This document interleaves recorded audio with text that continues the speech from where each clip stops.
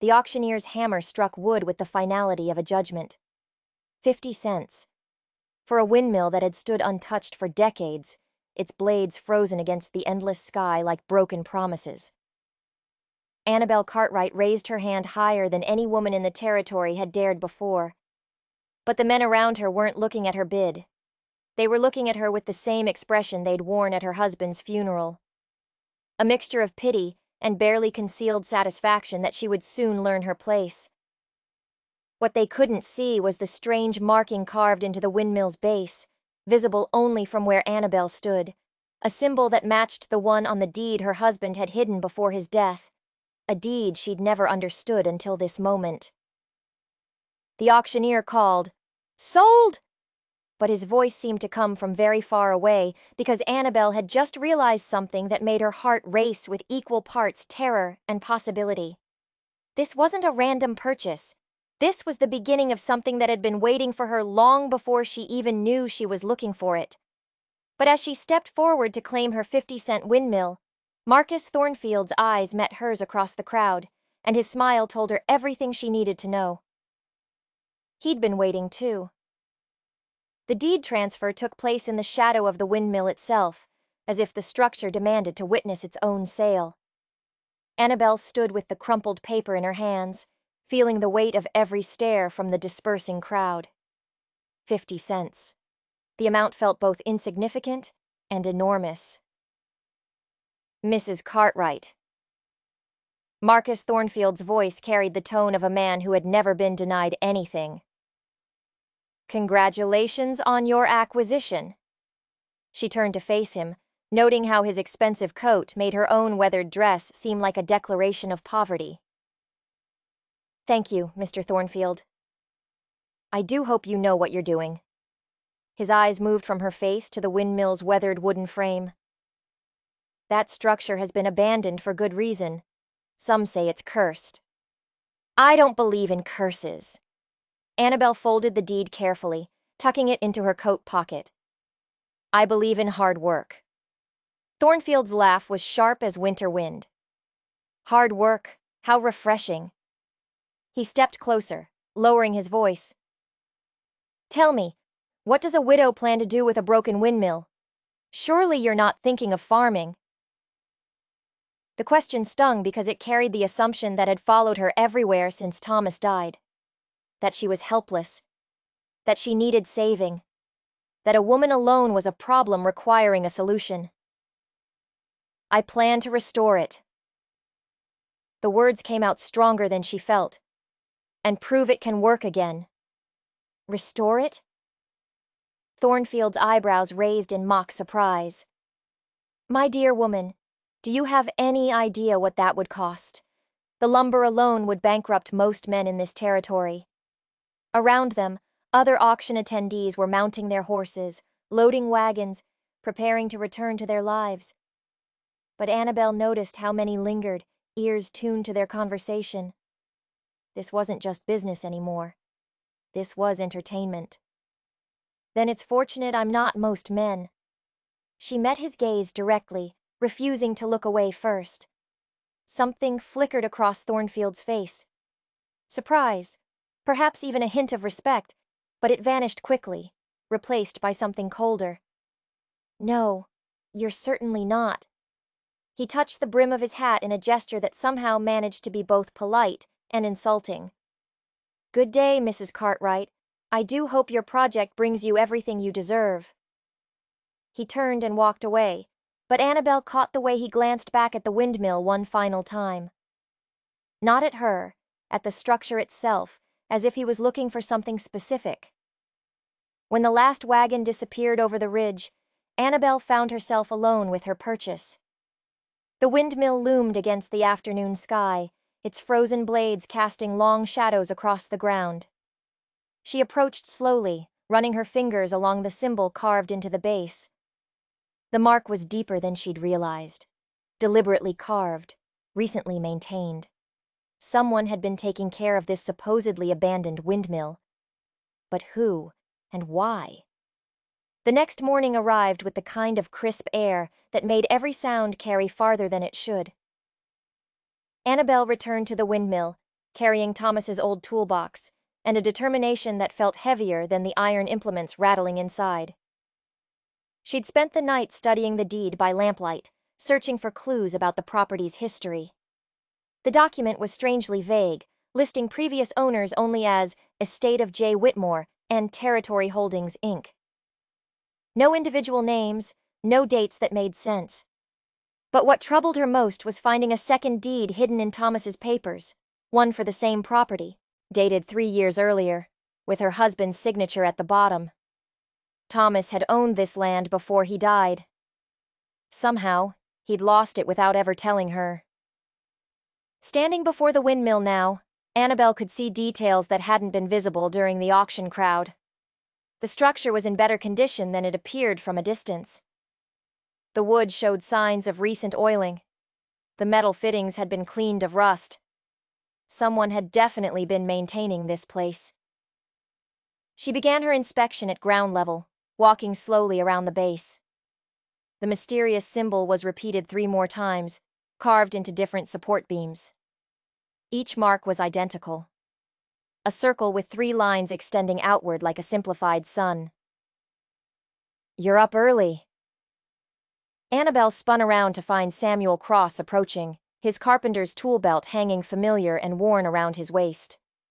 Of all the men in town, Samuel had been the only one who'd spoken to her with genuine respect since Thomas's death. Samuel. She felt her shoulders relax slightly. "I wanted to start examining the structure before the heat gets too strong." He nodded toward the windmill. "Interesting purchase yesterday. Most folks thought Thornfield would end up with it." "Did he want it?" "Been asking questions about this property for months. Always seemed to know more about it than he was letting on." Samuel ran his hand along one of the support beams, testing its strength. "Your husband ever mentioned this place?" The question hit closer to home than Samuel could know. "Thomas had many interests. He didn't always share them with me." Samuel's expression suggested he'd heard the careful way she'd phrased that answer. "Well, whoever's been keeping this place up knew what they were doing. This wood should have rotted through years ago. But look." He pointed to a joint where 2 beams met. "Fresh sealant, applied within the last few months." Annabelle's pulse quickened. "You mean someone's been coming here regularly?" "More than that." Samuel circled to the windmill's entrance, a small door she hadn't noticed the day before. "This lock is new. Quality ironwork, too. Not the kind of thing you'd put on an abandoned building." He was right. The lock gleamed with recent care, its mechanism smooth and well-oiled. "Samuel, if you wanted to get inside a windmill like this, how would you do it?" His eyes met hers with understanding. "Depends on what you're looking for. But if I owned it," he grinned and pulled a small metal tool from his belt, "I'd probably start with the lock." The mechanism gave way with surprising ease, as if it had been designed to open for the right person. The door swung inward on silent hinges, revealing darkness that seemed to stretch deeper than the windmill's outer dimensions should have allowed. But it was the smell that stopped them both cold. Not the mustiness of abandonment or the dry rot of neglected wood. The air flowing from inside smelled of lamp oil and recently burned candles. Someone had been living here. Samuel entered first, his hand instinctively moving to the hammer at his belt. Annabelle followed, her eyes adjusting slowly to the dim interior. What she saw made her breath catch in her throat. The windmill had been transformed into a living space. A simple cot sat against one wall, neatly made with a wool blanket folded at its foot. A small table held the remnants of a recent meal, breadcrumbs, and an apple core that couldn't have been there more than a day or 2. "Someone's been living here," Samuel whispered, stating the obvious because the silence demanded words. But it was more than that. This wasn't the desperate shelter of a drifter or outlaw. The space showed careful organization, deliberate arrangement. Books were stacked precisely on makeshift shelves. A wash basin sat beside a pitcher of clean water. Even the floor had been swept recently. Annabelle moved toward the books, recognizing something that made her heart race. The leather binding, the gold lettering along the spine. Samuel, look at this. She pulled one volume from the stack. Engineering Principles of Mill Construction by Thomas Cartwright. Samuel's eyes widened. Your husband wrote that 5 years ago. Her fingers trembled as she opened the cover. Inside, Thomas's familiar handwriting filled the margins with notes and calculations, but these weren't his usual observations about mill efficiency or water flow dynamics. These were measurements, precise dimensions, and at the bottom of page 47, a detailed sketch of the same symbol carved into the windmill's exterior. Annabelle, Samuel's voice carried a new urgency. You need to see this. He stood beside the far wall, his hand pressed against what appeared to be solid wood paneling. But as Annabelle approached, she could see the subtle outline he'd discovered. A hidden door, so perfectly fitted that it was nearly invisible. Thomas knew about this. The realization hit her like cold water. He wasn't just studying windmill construction. He was studying this specific windmill. Samuel nodded toward the hidden panel. Question is, what did he find that was worth hiding? The panel moved under pressure, revealing not another room, but a narrow staircase descending into darkness below ground level. The smell of lamp oil grew stronger, mixed now with something else, something metallic and old. We need light. Annabelle located a lantern hanging beside the cot and struck a match. The flame caught immediately, casting dancing shadows on the earthen walls of the hidden passage. As they descended, the staircase revealed careful construction. These weren't hastily dug steps. Someone had invested significant time and effort into creating this hidden access. The walls showed tool marks from precise excavation work. At the bottom, the passage opened into a chamber that defied everything Annabelle thought she knew about her property. The space was larger than the windmill above, carved directly from the earth and reinforced with timber supports. Shelves lined the walls, and on those shelves... Is that what I think it is? Samuel's voice barely carried in the heavy air. Gold. Not nuggets or dust, but carefully crafted pieces, jewelry, ornate decorative objects, even what appeared to be religious artifacts from some distant place. But more than the gold itself, it was the sheer quantity that stole their breath. This wasn't a hiding place. This was a treasure vault, and according to the neat labels attached to each shelf, every piece had been cataloged, documented, and valued. The numbers on those labels added up to something that made Annabelle's knees weak. $22 million. But as she reached for the nearest label to confirm what her eyes were telling her, footsteps echoed from the staircase above. Heavy boots, multiple sets, and they were coming down. Samuel grabbed Annabelle's arm, pulling her behind a large wooden crate. The lantern light flickered against the chamber walls as they crouched in the shadows, hearts pounding in rhythm with the approaching footsteps. Mrs. Cartwright? Marcus Thornfield's voice carried down the stairwell with false concern. I know you're down there. Your wagon is still outside. 2 more sets of boots joined his descent. Thornfield hadn't come alone. There's no point hiding, he continued, his tone shifting to something colder. We need to discuss your recent discovery. Annabelle felt Samuel tense beside her. They were trapped. The chamber had only one entrance, and Thornfield controlled it now. Mr. Thornfield. She stood slowly, raising the lantern to illuminate her face. This is private property. You're trespassing. Thornfield reached the bottom of the stairs, flanked by 2 men she recognized from town, rough types who worked odd jobs and asked few questions. His eyes moved past her to the shelves of gold, and his expression showed no surprise. Private property. He smiled without warmth. How interesting you should mention that. From his coat, he produced a document.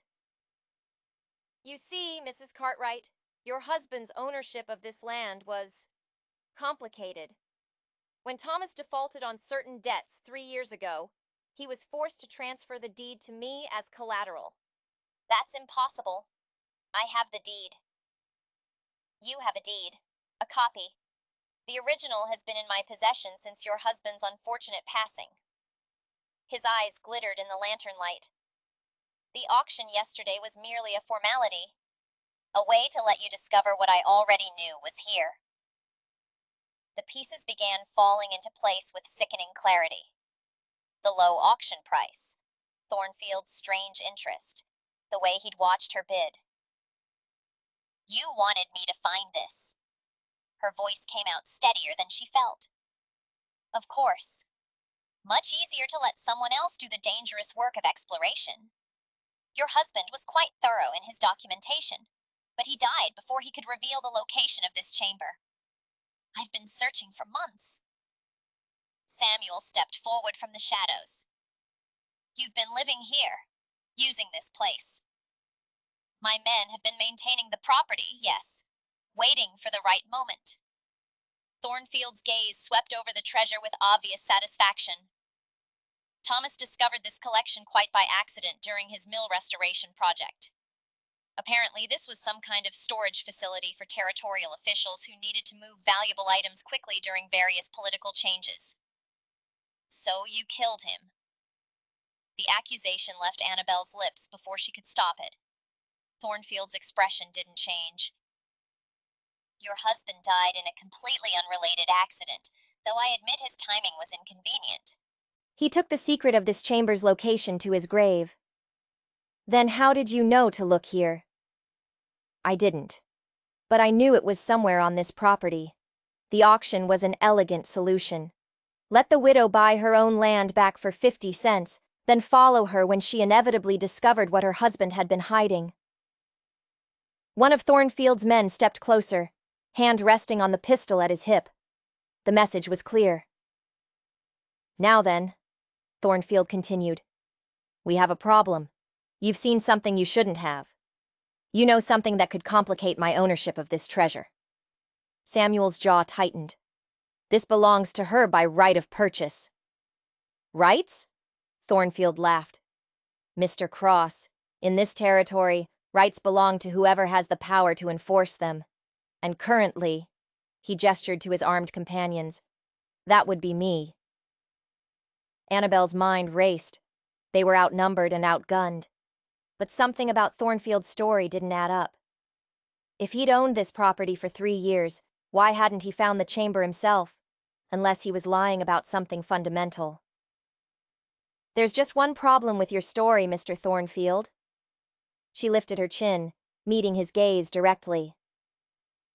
If Thomas died before revealing this location, and you've been searching for months without finding it, then how did you know to put men here immediately after the auction? Thornfield's confident expression flickered for just an instant. Because someone else has been helping you find it. Someone who knew exactly where it was. The silence stretched between them like a held breath. Someone who's been watching me since the moment I became a widow. But even as she spoke the words, Annabelle realized the most terrifying truth of all. She still didn't know who that someone was. The sound of slow clapping echoed from the top of the staircase. Another set of footsteps descended, measured and deliberate. Annabelle turned toward the sound, her stomach dropping as a familiar figure emerged from the shadows. Very perceptive, Mrs. Cartwright. Judge William Hayes stepped into the lantern light, his usually pristine coat dusty from the descent. Though I'm afraid your deduction comes a bit too late to help your situation. The betrayal hit Annabelle like a physical blow. Judge Hayes had officiated her wedding to Thomas. He'd spoken at Thomas's funeral. He'd been the one who'd helped her navigate the legal complexities of widowhood. You. The word came out as barely a whisper. I'm afraid so. Hayes brushed dust from his sleeves with practiced indifference. Though I prefer to think of it as protecting community interests. This treasure represents a significant opportunity for territorial development. Samuel stepped closer to Annabelle, his carpenter's instincts reading the shift in room dynamics. You've been working together all along. Judge Hayes has been invaluable, Thornfield confirmed. Who better to ensure legal documentation remains flexible than the man who validates it? The pieces of the conspiracy became clearer with sickening precision. Hayes had access to all property records, all legal documents. He could have easily manipulated the deed transfers, created false ownership claims, even arranged for the auction timing. Thomas trusted you. Annabelle's voice carried the weight of profound betrayal. Thomas was naive, Hayes replied coldly. He actually believed he could keep this discovery secret. Use it to pay off his debts privately without involving territorial authorities. He didn't understand the larger implications. So, you killed him. Hayes's expression didn't change. Your husband died in an accident. A terrible tragedy, but hardly uncommon for men working around heavy machinery. But something in his tone suggested otherwise. Annabelle had lived with Thomas long enough to know he was meticulous about safety, especially around his mill equipment. The idea that he died from carelessness had never made sense. The mill. Understanding dawned with horrible clarity. You sabotaged the mill. Accidents happen, Thornfield interjected smoothly, especially when men become uncooperative about business arrangements. Samuel's hand moved toward his hammer, but stopped when one of Thornfield's men shifted position meaningfully. Now, Hayes continued, we have a practical problem. You've seen too much, know too much, but killing you would raise uncomfortable questions. Especially, Thornfield added, since the grieving widow has been so publicly visible with her property purchase. People would notice if she simply disappeared. Annabelle forced herself to think through the paralyzing fear.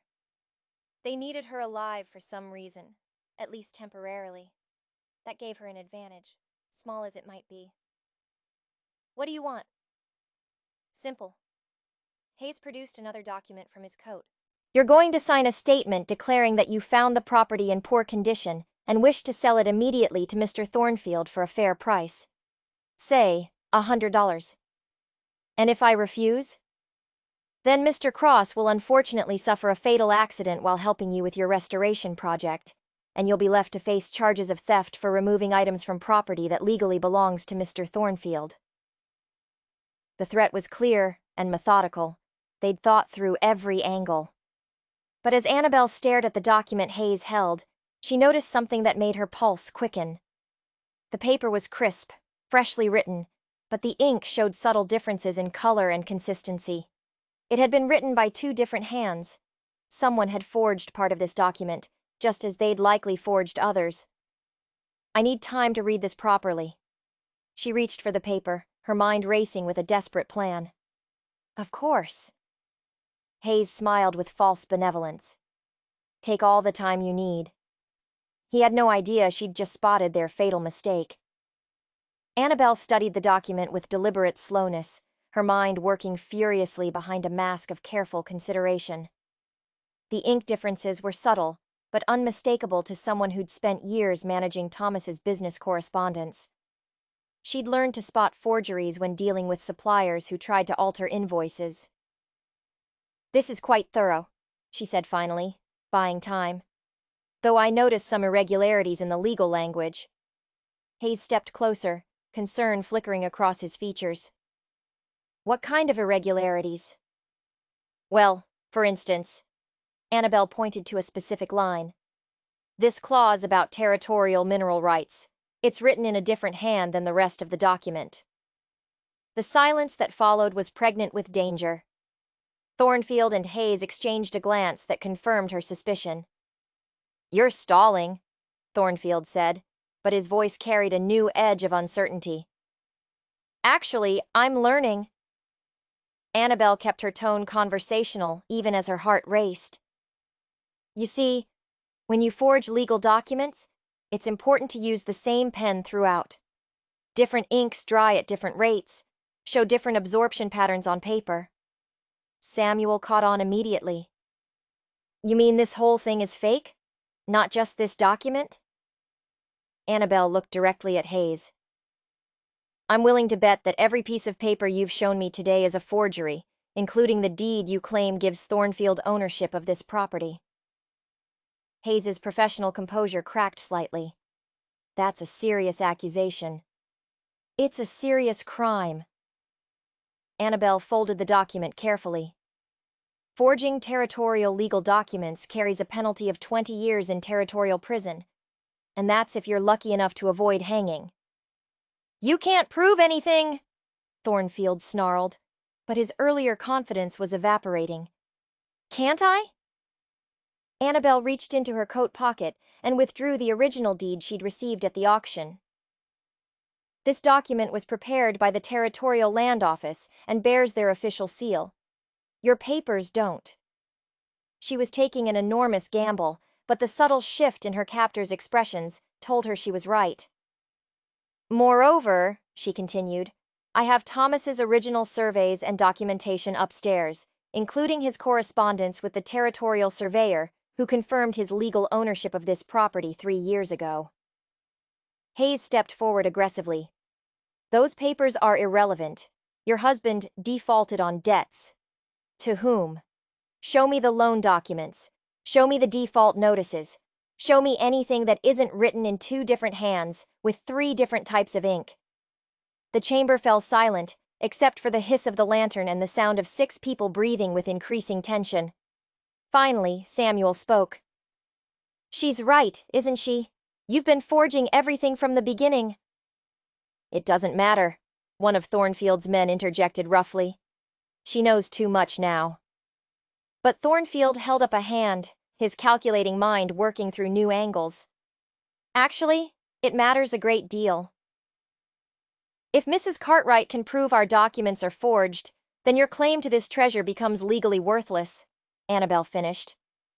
And every territorial official who examines this case will want to know why a prominent businessman and a territorial judge were found in possession of $22 million worth of undocumented gold. The implications hung in the air like smoke from a gunshot. Hayes's face had gone pale. We could say we discovered it recently, that we were investigating. With forged ownership documents. Samuel shook his head. That makes it worse, not better. Annabelle watched the conspiracy begin to unravel as each man realized the true scope of their legal exposure. They'd been so focused on the treasure itself that they'd overlooked the fundamental problem with their approach. They'd committed multiple felonies to steal something that belonged to her legally. Gentlemen, she said quietly, I believe we need to discuss new terms. But even as she spoke, the sound of horses approaching echoed from above ground. Someone else was coming. And whoever it was, they were coming fast. The sound of boots descending the staircase was unmistakable, but these were different from the heavy, threatening steps of Thornfield's men. These moved with the measured cadence of authority. Mrs. Cartwright? The voice that called down belonged to Sheriff Morrison, the territorial law enforcement officer who'd been investigating irregularities in local property transfers for the past 6 months. Thornfield's face went ashen. How did he find us here? Annabelle allowed herself a small smile. Because I sent word to him yesterday after the auction. I told him I suspected fraudulent activity related to my husband's death and requested he investigate any unusual movements around this property. The truth was simpler than her captors had imagined. Annabelle had never trusted the circumstances of Thomas's death, and becoming a widow had taught her to prepare for the worst in any situation involving men who underestimated her. Sheriff Morrison appeared at the bottom of the stairs, flanked by 2 deputies. His eyes took in the scene with professional assessment. Armed men, a terrified woman, and $22 million worth of gold that clearly didn't belong in an abandoned windmill. Judge Hayes? Morrison's tone carried genuine surprise. I didn't expect to find you here. Hayes attempted to regain his composure. Sheriff, this is simply a property inspection. Mrs. Cartwright discovered some items of unclear ownership, and we were helping her determine the proper legal procedures. With armed men? Morrison's gaze moved to Thornfield's companions, both of whom had their hands hovering near their weapons. The frontier can be dangerous, Thornfield offered weakly. Morrison nodded slowly. Indeed it can. especially for those involved in document forgery and territorial fraud. He reached into his coat and withdrew several papers. I've been investigating irregularities in property transfers throughout this region. Your name appears frequently, Mr. Thornfield. The sheriff's attention turned to the treasure surrounding them. And this would be the missing territorial reserve that disappeared during the administrative transition 3 years ago. We've been wondering where it ended up. The revelation hit the chamber like a thunderclap. This wasn't random treasure. It was stolen government funds. Sheriff, Annabelle said carefully, these men have been threatening me and Mr. Cross. They claim ownership of this property through forged documents and have admitted to causing my husband's death. Morrison's expression hardened. Is that so? Hayes stepped forward desperately. Sheriff, you can't possibly believe the word of a grieving widow over established territorial officials. Actually, I can. Morrison gestured to his deputies. Especially when that widow provided us with documentation proving systematic forgery of territorial land grants. Your signature appears on 17 different documents, Judge Hayes. Documents that transfer ownership of valuable properties to shell companies controlled by Mr. Thornfield. The conspiracy was unraveling faster than Thornfield could process. This is absurd. We're respected members of this community. You were, Morrison corrected. Until you decided that stealing territorial funds and murdering honest citizens was more profitable than honest work. Samuel stepped closer to Annabelle, relief evident in his posture. How long have you known? I suspected something was wrong with Thomas's death from the beginning, she admitted. But I couldn't prove anything until I found his hidden papers. He'd been documenting irregularities in territorial land transfers for months before he died. Morrison nodded approvingly. Your husband was working with our office as an unofficial investigator. His death ended that cooperation, but his documentation survived. The pieces of the larger picture became clear. Thomas hadn't just discovered the treasure by accident. He'd been investigating territorial corruption and stumbled onto the hidden cache during his research. Which brings us to the current situation, Morrison continued, addressing Annabelle directly. This treasure represents stolen territorial funds, which makes it government property. However, your husband's role in discovering and documenting its location, combined with your legal ownership of this land, entitles you to a substantial recovery fee. How substantial? Samuel asked. Morrison consulted his papers. Territorial law provides for a 25% recovery fee for citizens who assist in retrieving stolen government assets. In this case, that would be approximately $5 million. The number hung in the air like morning mist. Annabelle had come to this windmill hoping to prove she could restore a 50-cent purchase. Instead, she'd uncovered a conspiracy, solved her husband's murder, and become one of the wealthiest women in the territory. But as Morrison's deputies moved to arrest Thornfield and Hayes, she realized the most important victory wasn't financial. She'd proven that a woman alone could be more than just a problem, requiring someone else's solution. 6 months later, Annabelle stood in the doorway of her fully restored windmill, watching the blades turn smoothly in the morning breeze. The structure that had cost her 50 cents now powered the grain mill that served 3 neighboring territories. The chamber beneath had been properly sealed and converted into a secure storage facility for her legitimate business documents. The territorial government had recovered their stolen funds, and Thornfield and Hayes were serving 20-year sentences in the territorial prison. Samuel Cross had become her business partner, overseeing the construction of additional mills throughout the region.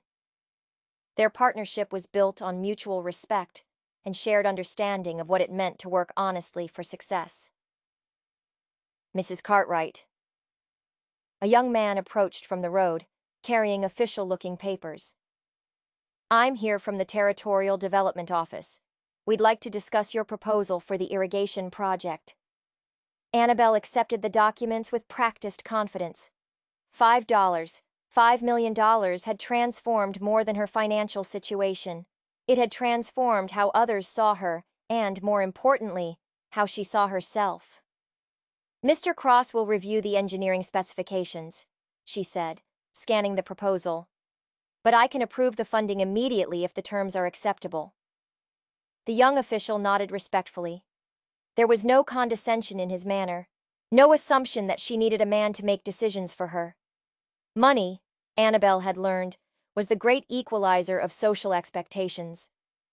But the real victory hadn't been financial.